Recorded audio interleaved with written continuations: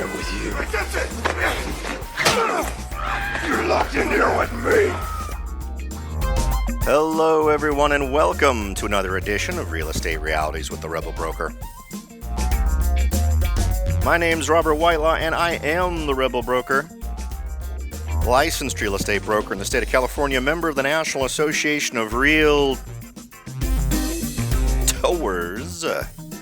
But please, don't hold that against me. Welcome to it, folks. One more day of trying to bring everyone further down the path to becoming their very own real estate rebel. Just one step at a time. Baby steps. Don't worry about it. Not about how fast you get there. It's just a question of getting there. That's what's important. Today's show is going to be about some tools to help you do that. One thing that is a huge obstacle for most folks is resources. Real estate is not and I know that there's hundreds of different programs out there that somebody always seems to want you to pay money for that tells you that you can do the no money down thing. For a while there you could. When we were lending money stupidly. But the reality is you're probably going to have to put some money down. It's always, if you can manage to swing it using other people's money is a great thing. And of course, if you somehow wrangle a 100% loan and all the numbers still work out that you'll be positive cash flow, more power to you. But more often than not, you're going to need some money to make some of these deals happen. So we're going to go over some things you can do that you can implement in your own life to start building your capital towards achieving your dream. And you know what? Again, I really don't care what that dream is. If it's a real estate related dream and I can help you on that journey with more information beyond this, fantastic. If your dream is to start reinvent the bookstore and really bring it back and resurge it, great. If it's to start a car washing business, whatever your dream is, there's so many different things to do in life. And frequently, one of the greatest obstacles to achieving those goals is cash flow, not having enough money to invest to make it all happen, or to pay yourself to stop doing something else. Let's say that what you want to do is less demanding of your money and is just more demanding of your time. Well, you know what? The reality is your time is worth something. So if you need to be able to substitute some other source of income for the income you're making working wherever to make ends meet, well, if you can save up enough money so that you could live off of it for 6 months, 8 months, or a year, and you've got a plan where you think you can start to achieve something in the area you do want to grow in, where you'll be able to replace that income with what you're focusing your time on within 6 months, 8 months, or a year, well, then fantastic. You've found a way to pave the way for you to achieve that through saving some money on your own. And we're going to talk about doing this. For some folks, this might be a longer slog than other folks. I realize that times are tough. Money can be tight. But if we take each one of these techniques and we sort of apply them to ourselves, even at the most modest level, you can start saving money to help pave the way for you to achieve your goals down the road. Now, before we jump into that, as usual, I wanted to sort of revisit a topic that we've mentioned here on the show before. I brought up the idea that everyone's been talking about all these millennials they're going to come out of the woodwork in terms of becoming purchasers. And they do make up a pretty good chunk of the marketplace currently. They were making up the majority when we talked a few weeks ago about the market segments, the millennials versus, they had it chopped up into 3 different groups. Those folks did make up the largest number of purchasers last year. But the idea is that there's a whole lot more of them. And when you look at a lot of the opinions among millennials, they aren't quite as confident. And one of the big things that's going to help grow the markets in the future among millennials and with other groups is going to be jobs. And one thing that I've mentioned is I think that particularly entry-level jobs are going to see a little more shrinkage than folks seem to want to admit. There was a report that we talked about here on this show where they were projecting forward to 2020 and talking about this great boom that was going to happen, and all these purchasers, all these buyers of real estate were going to come out of the woodwork because of the way things were going to be based on employment and how things were going to get so great. And my argument was automation is clearly moving in to take a huge bite out of that pie for a lot of different reasons. There's a cost to automation, and at super low end jobs, we're talking we're talking minimum wage style jobs. Those are the very first ones that are going to go away because we're legislating to the point where it's economically effective to automate those jobs by taking the human out of it. Once you get to a certain point where you're paying $10, $8, $10, $15 an hour for someone who flips burgers, it's just a good business move to eliminate as many of the humans doing that as possible. Um, and it's one of those deals where now it's going to become much more economically feasible to do that.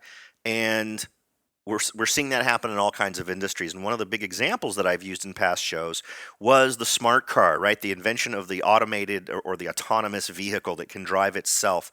I've given a number of different articles pointing out how in Europe now they've got several different manufacturers of large 18-wheelers are now there. It's no longer maybe we can or the technology might be. It's a done deal. The technology is there. It's being put on real roads. The federal government, for those of you who may have read the news within the last week, the Obama administration wants to put a huge push on autonomous driving and autonomous systems. Now, what we tend to see is when an administration decides it has a pet project, suddenly things start to happen because they relax legislation and regulation that was keeping those things out of the mainstream previously. Solar power is an excellent example where the federal government literally threw money at places like Solyndra, right, which ended up going belly up. But the same kind of thing, whenever these kinds of things come up, we tend to see a artificial boost in these things in this industry, particularly through regulation. Regulation right now causes huge problems in terms of competition with automobiles. It's very difficult to create a new automobile label or new automobile company because there's so many regulations, it makes it nearly impossible to do. So what they're doing is, or at least what it looks like they're going to do, is modify regulation and legislation so that these autonomous systems can be brought online as quickly as possible. And once that happens, you're going to see unmanned it won't be unmanned at first. Probably for the first year, it'll still require a human being sitting in the vehicle. But you'll reach a certain point where that won't be required anymore, and these vehicles will be 100% autonomous, and they will start at one end of the country, and they will drive to the other end of the country, where they'll deliver their stuff, and suddenly all of those driving jobs will go away, and all of those people who hold jobs between points A and B that used to provide hotel services, food services, cleaning services, for folks to take showers, whatever, along the road are going to dry up as fewer and fewer truckers are out there taking advantage of the services that those folks used to offer, right? So that was the argument that I was making probably a month or so ago on this topic. It may have been longer than that, I don't recall. Do a quick check on titles to find one. An interesting article came out from Bloomberg Business, and we also have talked about other areas where automation is happening. We brought up the example of Foxconn, a company that makes the iPhone, for instance, and iPads and other things for Apple, in addition to other electronics, is moving towards automated systems in one of their Brazilian factories. They're trying to do a factory in Brazil where no human beings build anything. All the human beings in the building maintain the robots that build the things. Article from Bloomberg Business, quote, "Rise of the robots will eliminate more than 5 million jobs." Quote, "Over 5 million jobs will be lost by 2020 as a result of developments in genetics, artificial intelligence, robotics, and other technological change, according to World Economic Forum research." About 7 million jobs will be lost and 2 million gained as a result of technological change in 15 major developed and emerging economies. The findings are taken from a survey of 15 economies covering about 1.9 billion workers, or about 65% of the world's total workforce.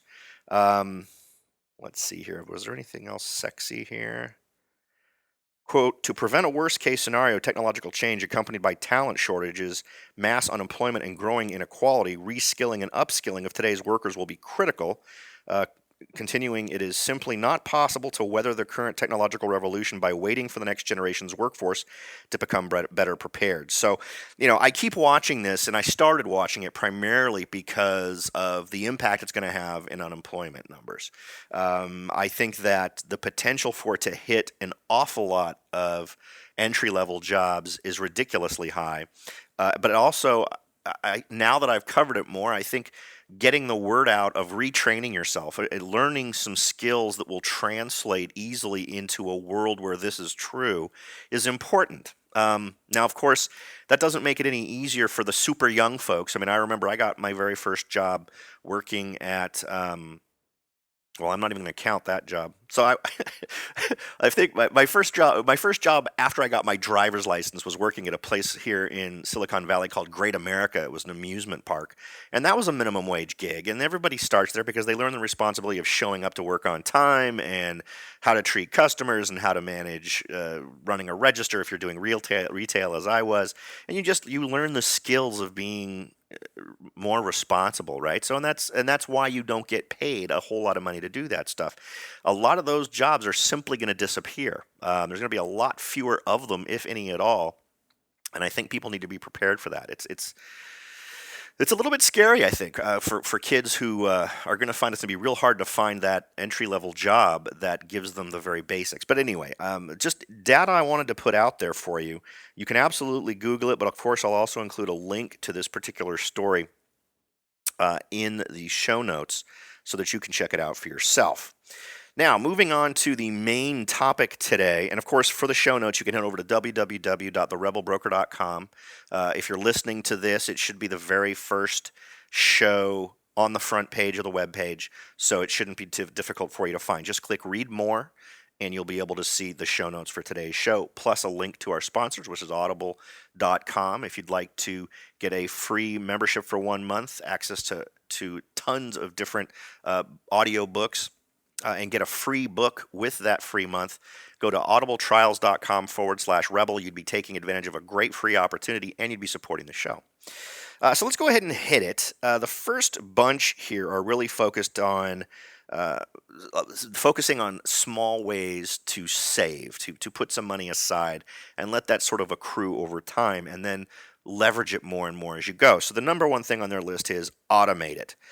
First, have your bank or credit union siphon off a small amount each payday. Next, learn to live on what's left. Increase the amount slowly to give yourself time to adjust your spending. Now, what's great is with the way banking is today, everything can be done so automatically that this can be virtually invisible to you. And start off with whatever amount you're comfortable with. It could be $10, it could be $20. But for every payday, simply have an automated transfer from your main checking account, wherever your money arrives, wherever you put it, and put it into a savings account. And within the web interface for your bank, you can probably even name that the dream account or my real estate goal savings, whatever you want to call it.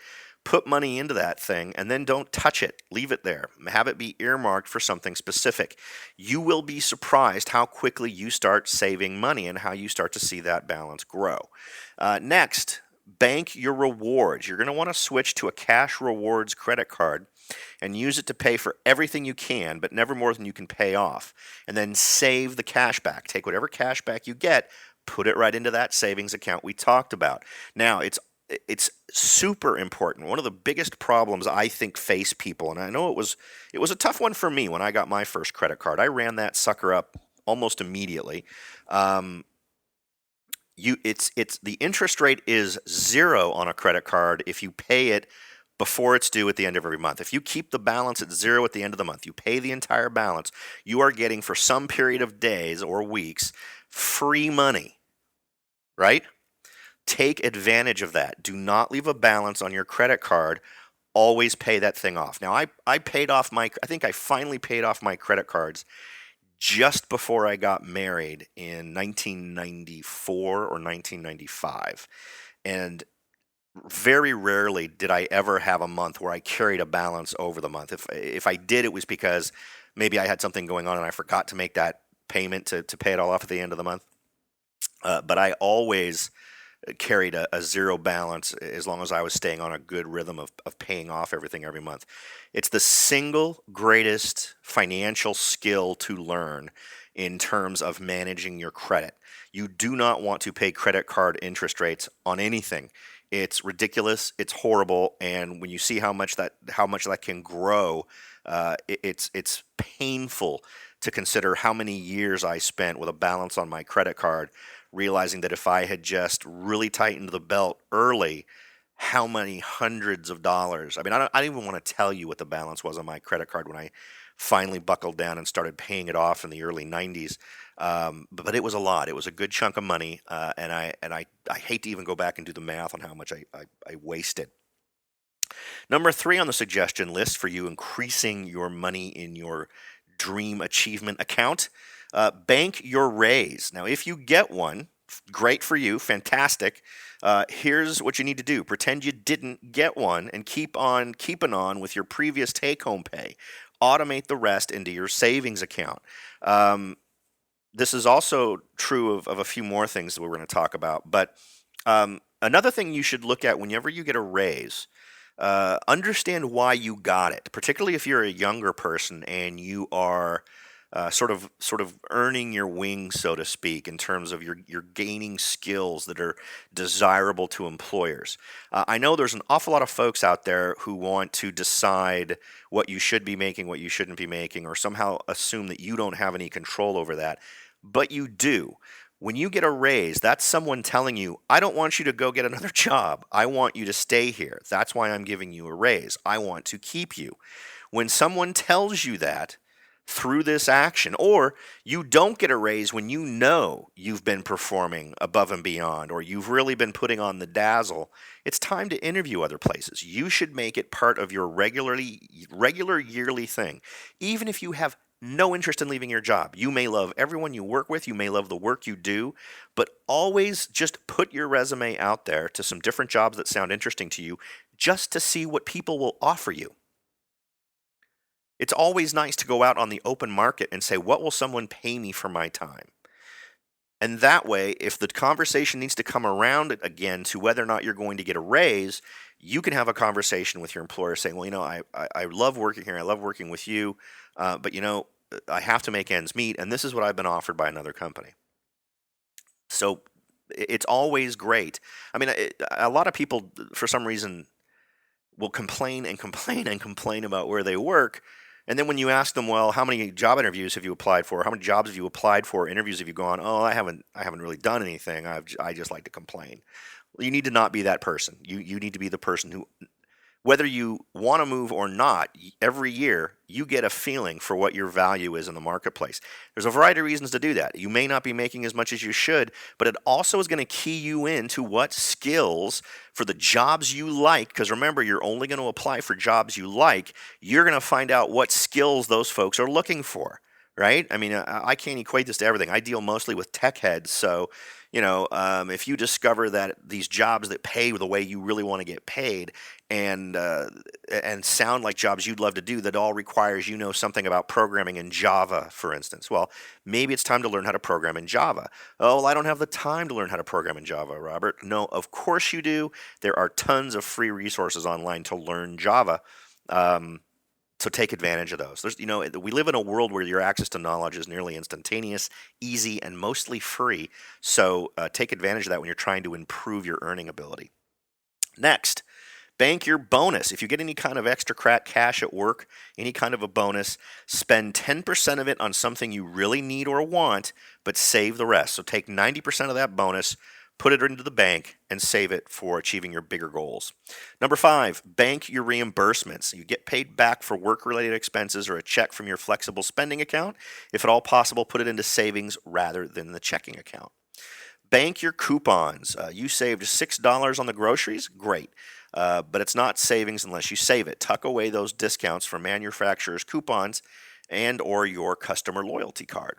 That's a harder one to do. You'd have to really be diligent, I think, to keep that one going. Next, number 7, drop bad habits. It's tough to quit smoking or, for that matter, to stop buying comic books. But as you taper off, put what you would have spent on coffin nails or anime into long-term savings. So if I were in this boat today, For me, it would be the morning mocha. And for the most part, it has been the morning mocha. I mean, because remember, a mocha right now. If you walk into a Starbucks, you order a grande mocha. That's $4.25. Well, you do that every single day, and we're talking at least $20 a week, right? Not including the 25 cents per shot.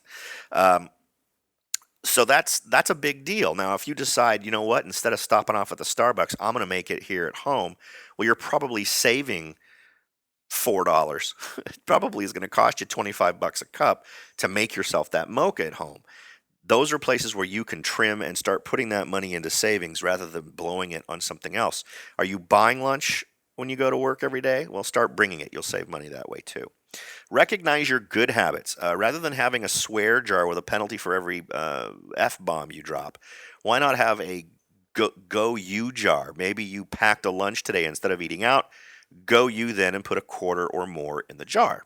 Number 9, recreate favorite habits. Do you meet friends for brunch or lunch every weekend? Replace at least one of these gatherings per month with meals at home and take turns hosting. Hooked on opening night movies? Learn to appreciate the bargain Saturday matinee right after a big breakfast that will keep you from dropping a fortune on popcorn. You know, that's really a very good one. I have 3 sons, and every time I take them to the movies, it typically costs me $36 in tickets and $46 in grub to feed those monsters. And so imagine being able to save that money every single time you go. Uh, we're talking 70 plus bucks every single time I take those kids to the movies. That'd be a nice amount of money to be able to put away. Number 10, round it up. When you use your debt card or write a check, record it for the next dollar up. So 729 becomes $8. At the end of the month, add up the differences and transfer it to savings. Number 11, pay it forward. Finally made the last installment payment to the auto dealer. This is a great one, by the way. This is one I used in my life. Finally made the last installment to the auto dealer or the orthodontist. Keep making that payment, but transfer it into savings instead of writing the check. Now, I will tell you that I think this particular tactic played a huge part in helping put cash away for my real estate purchases. When I paid off my car, let's see, I paid off my cars, I think, in 2000, right around there, 1999, 2000, and just kept them and still have one of them today that I bought in 2000 and paid off in 2000, and the other one got rid of it just a couple of years ago to get something that'll put me in the commuter lane when I need to. But I basically for about 8 or 9 years had no car payment. So all the car payment, which added up to I think to close almost $1,000 a month, was going into a savings account. Well, at the end of 2 years, that's $24,000. That's not bad. Is it great in an area like this where a house costs $700,000? Well, maybe not, but it's better than nothing. So over the course of 6 years, that's adding up to some decent money. We're getting to some points where we can actually start making down payments on some properties. So absolutely a great tactic. When you pay something off, continue to make those payments to yourself in terms of putting them into your savings account. Number 12, launder some funds. Every time you do a load of wash, you put $2 in the jar. Try this. You'll be surprised how quickly it adds up. Swipe some cash is number 13. Look at your checking account balance on the day before payday. If there's $117 in there, send 7 or 17 or more into savings. What they're saying there, I guess, is round it down to the next big amount that you're comfortable with. In this case, if it's $117, round it down to 100. Make it a challenge. Number 14, the spare change challenge. Dump some or all of the change from your wallet pocket into a jar every night. Once every couple of months, wrap it and bank it. This is another good one. This is one I did when I was younger. I used to have one of those old, they still do them, but one of those old Alhambra water jugs. You know, the jugs that get delivered to your house if you subscribe to it or at work. The water cooler style jug. I had one of those in my closet, and all through college, anything I had in my pockets when I came home, change, bills, everything. And I think I had it about 90% full when I went to go buy a car in the early 90s, 92, 93, I was stunned to discover that there was thousands of dollars in that thing. I remember I ended up buying, I think I bought a used car at the time, and I was stunned to realize I was able to come up with 30% of the purchase price based on what was in that jug. So I had quite a bit of money in there, and you'll be amazed at how quickly it adds up. Let's see. Number 15, the dollar bill challenge. Remove all the Washingtons from your wallet every night. And here's the super flush version. Make it the $5 challenge. Number 16, random number challenge. Pick a number, then check your wallet nightly for bills whose serial numbers end in the digit you've chosen. Set them aside to put them in your savings account. I told you there were lots of ideas here, so we're getting down to some pretty wild stuff. Number 17, weekly challenge, actually a monthly challenge. Set aside $1 the first week of the month, $2 the second week, and so on. Bank the resulting $10 to $15 per month. Number 18, the calendar challenge. The first week of January, bank $52. The second week, bank $51, etc. This can be tough at first, but by the end of 1 year, you'll have banked $1,378. Number 19, savings buddy challenge. Get a mildly competitive relative or friend interested in building a cash cushion too. Set a time limit and a reward. Example, if I save less than you in the next 6 months, I have to pick up all the dog poop in your backyard. So that sounds very sexy. Number 20, I Spy challenge. See a dime on the floor at the checkout counter or a quarter in the vending machine's coin return slot. Once you start looking, you'll see money everywhere. According to the person who wrote this, my found coin totals dropped when I moved back to Alaska, but even so, I found $14.27 last year. Mine goes to a local food bank rather than into savings. Number 21, get symbolic. Deposit your age or your children's combined ages every week or every month. Suppose you want to retire by age 50. Deposit $50 into savings every month or every week if you can swing it. Number 22, bill yourself. Turn savings into a monthly obligation and pay it. The bill reminder feature on sites like PowerWallet or Mint.com make it easy to hold yourself accountable, so to speak. What's great about this is you don't even need to go to a third-party system to remind you to do this.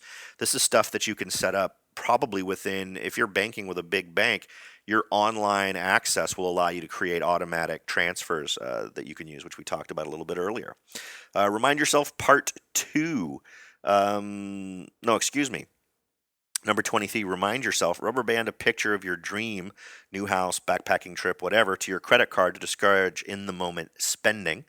Number 24, remind yourself, part 2, change an online shopping account password to something with personal residence. Signing on with September 2016 UCIA will remind you how soon your oldest kid starts college, which in turn might help you apply the want or need filter before you click purchase. Number 25, opt for inconvenience. Don't pick the bank or credit union with a branch in your neighborhood. You don't want it to be easy to get at this money. There's no need to get there in person because you're using direct deposit, right? Number 26, choose an online bank. That way it takes a couple of days to get the money. You might come to your senses by then and realize that a new fishing rod isn't the best use of your funds. Number 27, name your bucks. Does your financial institution let you set up sub-accounts? And we already talked about that, creating one that's titled specifically for what you plan on using it for. Number 28, keep the change. This program, specific to Bank of America, rounds debt card purchases up to the next dollar and then transfers the difference into savings.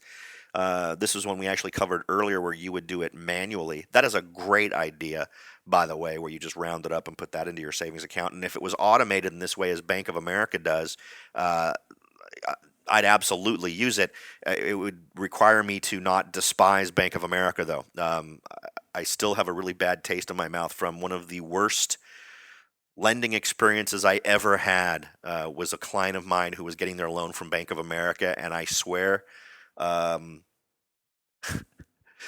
it was very difficult. There's a promo for this show that I used to run on other people's shows and that I'd play on my show occasionally, where I had this moment where I had a tirade about Bank of America. I've still got it.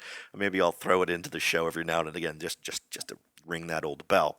Okay, so number 29, and we had 29 total, so this is our last one. Engineer some discounts. Pay for the items you need most often with discounted gift cards bought on the secondary market. For example, buying a $100 PetSmart card for $87 and a $50 Walgreens card for $44 means you could transfer $19 into savings.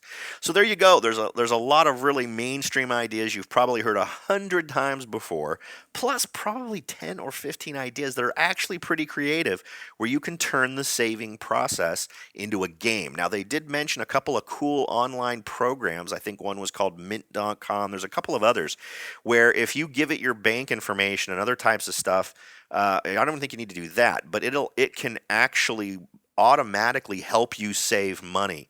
They're a great system. I actually have a friend who's using it, and he loves how it automatically, I think he linked it to a credit card in his bank account, and it does what the Bank of America thing does.